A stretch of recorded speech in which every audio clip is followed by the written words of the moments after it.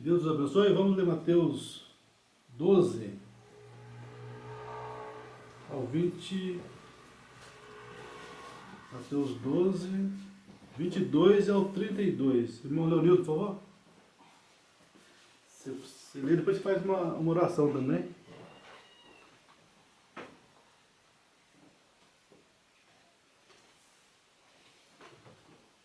Trouxeram-lhe então um endemoniado,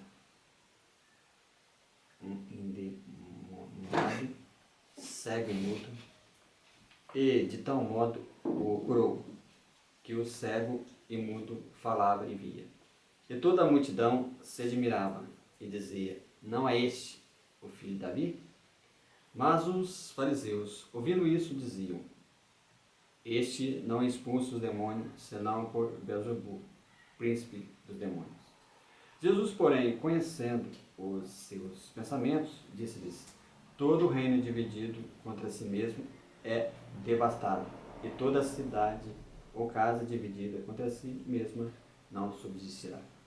E se Satanás expulsa Satanás, está dividido contra si mesmo. Como subsistirá, pois, o seu reino? E se expulso os demônios por Beelzebul, por quem os expulsam, então, os vossos filhos? Portanto, eles mesmos serão os vossos juízes.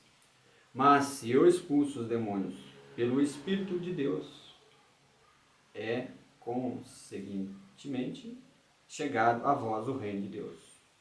Ou como pode alguém entrar em casa do homem valente e furtar os seus bens, se primeiro não maniatar o valente, saqueando então a sua casa? Quem não é comigo é contra mim, e quem comigo não ajunta, espalha. Portanto, eu vos digo: todo pecado e blasfêmia se perdoará aos homens, mas a blasfêmia contra o Espírito não será perdoada aos homens. E se qualquer disser alguma palavra contra o Filho do Homem, ser-lhe-á perdoado. Mas se alguém falar contra o Espírito Santo, não lhe será perdoado, nem neste século, nem no futuro. Amém. Pai Celestial, Deus Santo, vemos primeiramente suplicando o teu perdão para com nossas faltas e nossas negligências, ó Pai, reconhecendo que nós mesmos não temos nenhuma condição para nos colocarmos na tua presença, Senhor, mas confiar em tua graça, Senhor, tua misericórdia tem sido estendida sobre nós, aqui temos chegado, Pai. Rogamos que tu continue sendo, estando com cada membro da tua igreja eleita, onde se encontra cada um deles, ó Pai, nesse instante. Agora, Senhor, venha saciar nossas almas com a tua voz, Senhor. Tu tens enviado a tua igreja eleita, Senhor, nesses últimos dias. Em nome do nosso Senhor Jesus, a ti nós oramos. Amém, Senhor. Amém.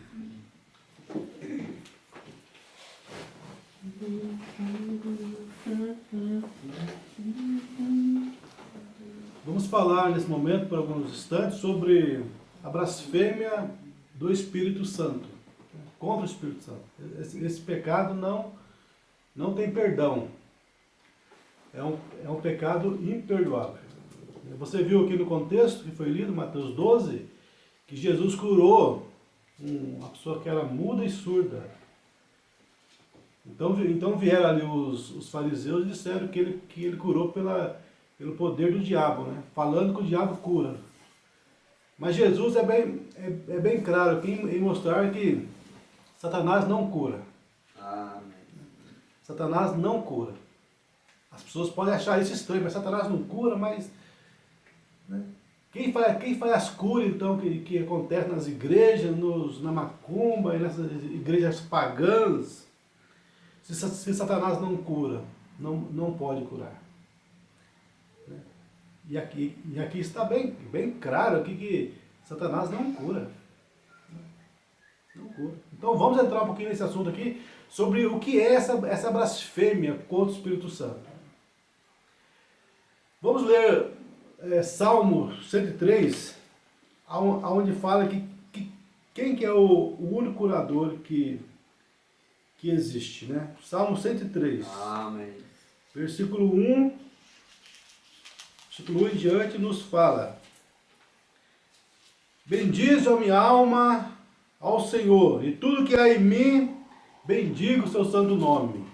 Bendize a minha alma ao Senhor, e não te esqueças de nenhum de seus benefícios.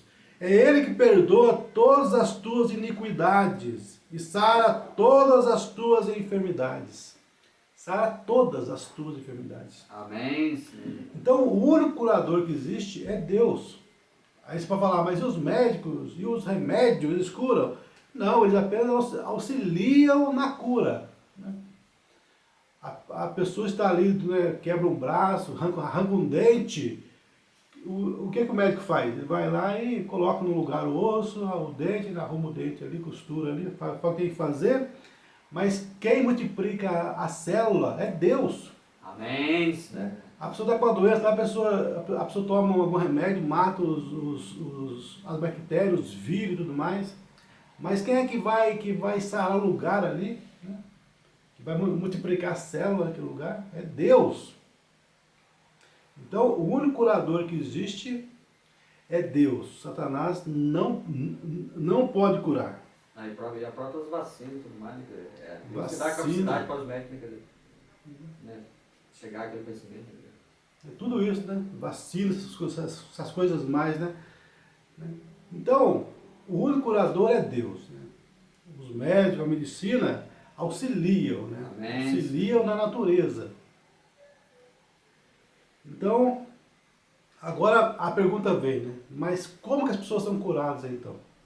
Nas igrejas pagãs, entre o povo. Né? Como que acontece a cura? O Mombrano nos ensina que a cura está baseada na fé. Amém, Senhor. Não na justiça ou nas boas obras ou no que a pessoa, né? Ou o quanto a pessoa guarda da palavra de Deus. Às vezes chega uma pessoa aqui, uma prostituta, e é curada. E vem uma pessoa santa, né? Uma pessoa que busca a Deus e não consegue a cura. Por quê? Porque a cura está baseada na fé. A pessoa crê que aquele homem está em contato com Deus. Ela crê que aquele sacerdote, aquela pessoa ali, ela crê que ela está entrando em contato com Deus através daquele homem. Amém.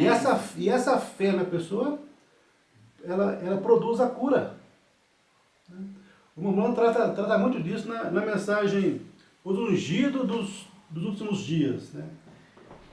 Explicando esse assunto, sobre essa unção. Né? A unção, é como o sol, o Mombrano fala, a Bíblia nos fala que o sol e a chuva caem sobre os bons e maus. Cai sobre os bons e maus. Isso explica Mateus 24, 24. Vamos ler? Mateus 24, 24. Aonde está escrito? Mateus 24, 24.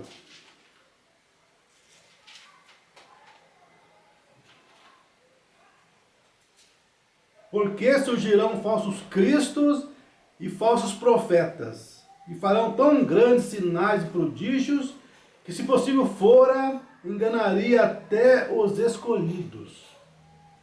Falsos profetas, falsos cristos, que quer dizer ungido, falsos ungidos. Né? É verdade. Que enganariam até os escolhidos, se fosse possível. Mas não é possível enganar aos eleitos, aos escolhidos, porque eles foram predestinados por Deus antes da fundação do mundo. Eles são parte de Deus, genes de Deus, estavam em Deus antes do mundo começar. E eles examinam tudo, como diz a palavra de Deus. Examinai tudo e retende o bem. O eleito tem essa característica nele, né? De examinar. Ele não fica ali fechado numa igreja, numa denominação, num dogma, né? Igual hoje as pessoas estão. Elas não examinam nada. Ouvi pastor que se diz a mensagem falar que quando chega para ele alguma doutrina por carta ou qualquer outro meio, ele rasga, nem lê, nem vê, para não se confundir. É absurdo, né? Se confundir como? A palavra está aqui, o Urim e Tumim está aqui. Amém, Senhor. A Bíblia diz: examinai tudo e retende o bem. No Velho Testamento tinha o Urim e Tumim, que era a pedra, 12 pedras. A pessoa chegava ali e contava um sonho, dava uma profecia, alguma coisa. Se aquela pedra brilhasse, formando a luz do arco-íris, é porque aquilo era verdade, aquele sonho era verdadeiro, aquela palavra ali era verdadeira. Hoje nós não temos mais essa pedra, né? Mas temos aqui a Bíblia Sagrada. Amém, Senhor, é verdade. É o nosso Urim e Tumim. Qualquer doutrina verdadeira tem que brilhar de Gênesis a Apocalipse. Não pode entrar em contradição. Ela tem que brilhar e estar aqui na palavra de Deus. Amém, Senhor. É igual as pessoas que negam a predestinação. A pessoa está clara na palavra de Deus. Desde o começo da Bíblia até o final. Efésios 1, versículo 3, 4 fala isso, da predestinação. Romanos, capítulo 8, fala isto. Atos, capítulo 13, fala sobre a predestinação. Está aqui. Agora, isso anula o livre-arbítrio? É claro que não, né? Lógico que não. Porque a Bíblia fala que quem perseverar até o fim será salvo. Amém. Deus colocou Adão e Eva sobre essa base. E cada um de nós também estamos nessa base do livre-arbítrio. Agora, mas Deus predestinou como então? Predestinou através da presciência. Ele conhece o fim desde o começo. Né? Ele vê o futuro com a mesma facilidade com que vê o passado. É por isso que a Bíblia fala em Apocalipse 13, 8 e 17, 8, que nosso nome foi escrito no livro da vida do Cordeiro antes da fundação do mundo. Deus sabia quem iria ser salvo, quem ia aceitar a salvação e quem iria rejeitar. Então ele pôde predestinar, escrever o nome de todos que seriam salvos. Por isso que nenhum nome será colocado ali. Porque todos os nomes dos salvos já foram colocados antes do mundo começar. E Cristo veio para redimir esses Amém. Que eles sabiam que iriam recebê-lo. E colocou esses nomes no livro da vida do Cordeiro. Então tem que brilhar na palavra de Deus. Se brilhar, se der concordância com a palavra de Deus toda, então aquilo é a verdade de Deus. E também, agora, as pessoas isolam alguns versículos para dizer que toda cura é falso, né, do diabo. Mas como nós falamos, o diabo não cura, né? Ele apenas perverte. O único curador que tem é Deus. Porque ele é criador. Ele é criador. Satanás não cria nada. Ele só perverte. Só perverte. Então Deus é o criador. O diabo é um pervertedor. Só perverte. A mentira é uma verdade pervertida. O adultério é um ato lícito, né, feito de uma forma pervertida. A doença também é isso, não é uma criação, é uma perversão da saúde. Então Satanás não cria nada, ele só perverte, ele é um pervertedor. Mateus 7, 22, Mateus 7, 22 nos fala. 7, 22. Amém, Senhor.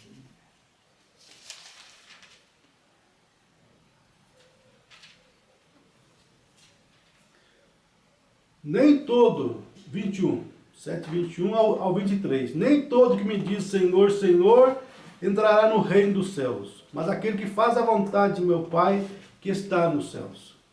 Muitos me dirão naquele dia, Senhor, Senhor, não profetizamos nós em teu nome? Em teu nome não expulsamos demônios? E em teu nome não fizemos muitas maravilhas? E então lhes direi abertamente, nunca vos conheci. Apartai-vos de mim, vós que praticais a iniquidade. Falando de perversão. Então Deus, ele tem a coisa perfeita.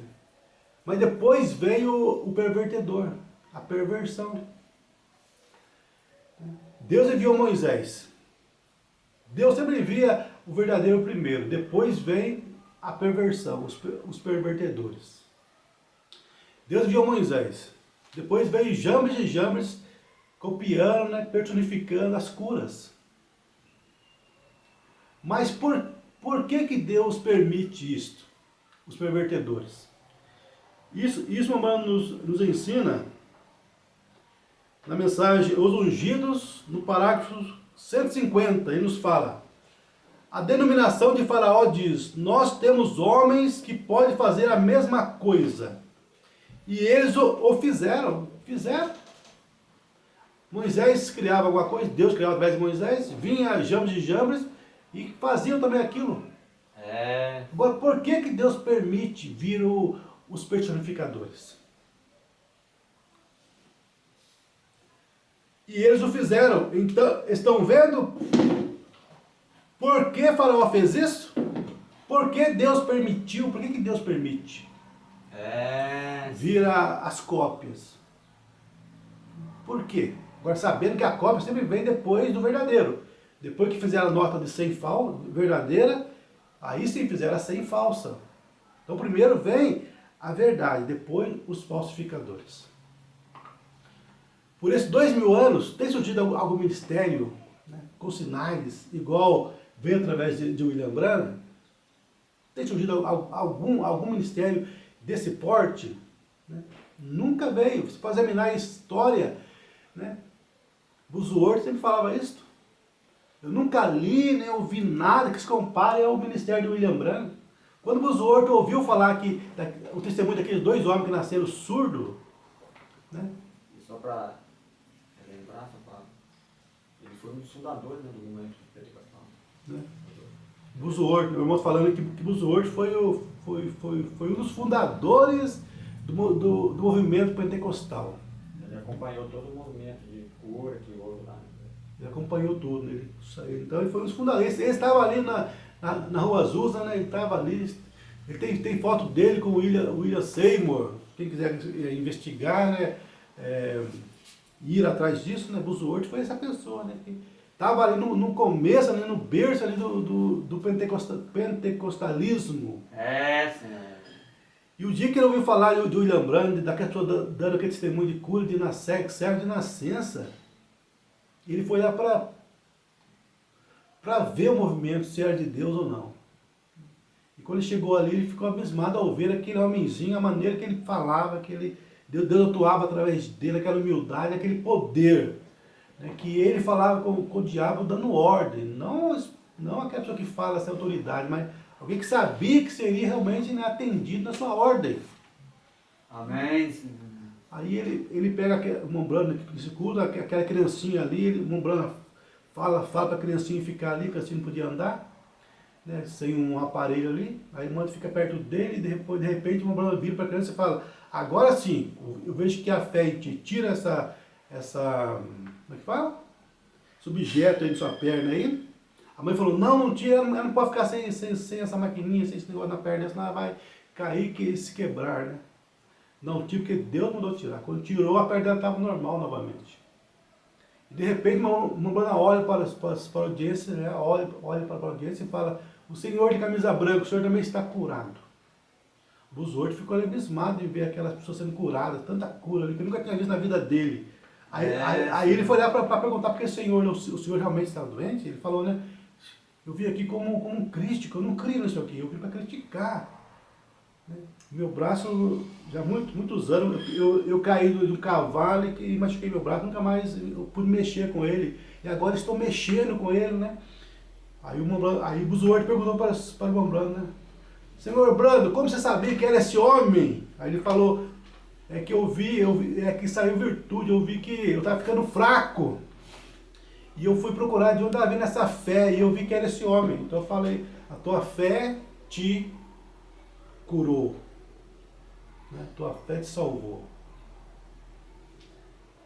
Então o Buzzword falou: esse é o mesmo ministério do Senhor Jesus Cristo, de há 2000 anos atrás, que não tinha vindo na igreja por esses 2000 anos. E agora está aqui. Né? E Buzzword pode dizer como Simeão disse, né? Senhor, despeça seu servo em paz, porque eu vi a tua salvação. E depois de 2000 anos ele viu esse ministério na terra novamente. Depois dele que vieram os personificadores, né? Todo esse movimento de cura, de coisas, pervertendo e enganando o povo, tirando o povo da palavra. vieram depois. Então o verdadeiro sempre vem primeiro. Amém. Depois vem os personificadores. Então é fácil você saber discernir, né? O verdadeiro do falso. O verdadeiro sempre leva você para a palavra. Ele nunca tira você da palavra. Igual falar que, né, quando falamos dessa doutrina agora é mesmo, da predestinação, né? As igrejas hoje nem creem em predestinação. A maioria delas não crê em predestinação. Uma coisa tão clara na palavra de Deus. Tão clara como o sol lá fora. No Velho Testamento, né? Amei a Jacó, vocês não. No Velho Testamento também, né? Amei Jacó, aborreci Isaú, antes deles nascerem. Né? Antes deles nascerem. E Jeremias fala, né? Antes que eu nascesse, Deus sabia, Deus escreveu sobre mim lá no princípio, lá, né? Vindo ali, né? Jeremias escrevendo. Então, desde a Bíblia toda falando desse Deus presciente, dessa predestinação. Amém. Né? Não só isso, mas muitas outras doutrinas, né? E o povo não consegue captar isso, não consegue crer no que a palavra diz, não é mesmo? Não conseguem crer. Por que Deus mudaria? Por que Deus permitiu? Por que Deus mandaria um verdadeiro profeta ungido lá para realizar um sinal perante Faraó, e então deixar um copiador denominacional aparecer e copiá-lo? Copiá-lo perante o povo. Por que ele permitiria um personificador se levantar para fazê-lo? E fazer a mesma coisa? Exatamente como o Espírito genuíno de Deus tinha feito. Vem, a Escritura deve ser cumprida. Nota, ele fez isso para que ele endurecesse o coração de Faraó e dos egípcios, para provar que Moisés era o único que tinha a palavra. Eles podiam fazer tudo igual ao que Moisés podia fazer. Então isso é para o quê? Para endurecer o coração de Faraó. Né? Para realmente fazer ali separar o joio do trigo. Porque as pessoas seriam enganadas. Porque as pessoas não olham para a palavra. Se as pessoas olhassem para a palavra, como também está aqui agora nessa mensagem, 166, deixa eu ver se é isso mesmo.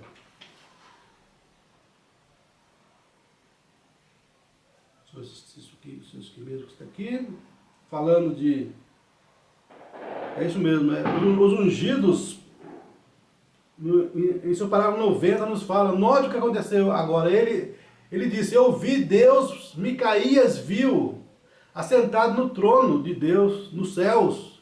Seu conselho estava reunido ao redor dele. Ele disse, quem nós podemos conseguir para descer e enganar Acabe? Acabe tinha que ser enganado, ele tinha que ir naquela guerra e morrer. Mas como que eles seriam enganados? Tinha que ser através dos profetas, os falsos profetas. Então as pessoas tinham que ser enganadas. Você percebe isso? O espírito de mentira entrou na boca dos 400 profetas. O espírito de mentira. Você consegue entender isso? Ele disse, quem nós podemos conseguir para descer e enganar Acabe? Para fazer as palavras de Elias se tornarem realidades? Então, gente, o mundo teria que ser enganado. A Bíblia fala isso, né? Apocalipse 13, 8, Apocalipse 17, 8. Toda a terra foi enganada pela besta, pelo falso profeta. Só um grupinho que não. E para isso acontecer, tinha que vir esses falsos profetas, com sinais e maravilhas, né? Para enganar as pessoas. Porque as pessoas só olham para sinais hoje. Só quer ver sinais. Né? Elas não estão de olho na palavra. Elas não se importam com o que a palavra diz. E a única forma de você discernir entre o falso ungido e o verdadeiro ungido é através da palavra de Deus. Amém. Através da palavra de Deus. O Moura fala que tanto o falso ungido quanto o verdadeiro tem um batismo do Espírito Santo.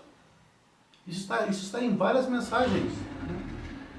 Que o falso tem o Espírito Santo, o verdadeiro Espírito Santo, e o falso, o verdadeiro, os dois têm o verdadeiro Espírito Santo. A diferença, Amém. A diferença é que o verdadeiro ungido tem o Espírito Santo na alma, o batismo do Espírito Santo na alma dele.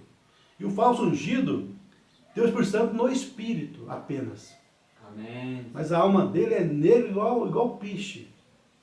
Mas do lado exterior, né, ele prega, ele ora, ele faz cura, ele sente amor pelas almas, né? Ele faz todo aquele teatro ali na frente ali, chora e parece sincero ali. E tem o Espírito, você percebe que tem o Espírito Santo, mas não tem na alma. E como você sabe quem tem o Espírito na alma e quem não tem? Como discernir entre o verdadeiro e o falso ungido? Através da palavra. Amém. Através da palavra. Jesus falou, né? Aqueles que ouvem a minha palavra, quem não ouve a minha palavra, quem ouve e crê naquele que me enviou, tem a vida eterna. Nem só de pão viverá o homem, mas de toda a palavra que procede da boca de Deus. Essa é verdade. Então nunca vamos saber, porque a palavra é Deus. A palavra é Deus.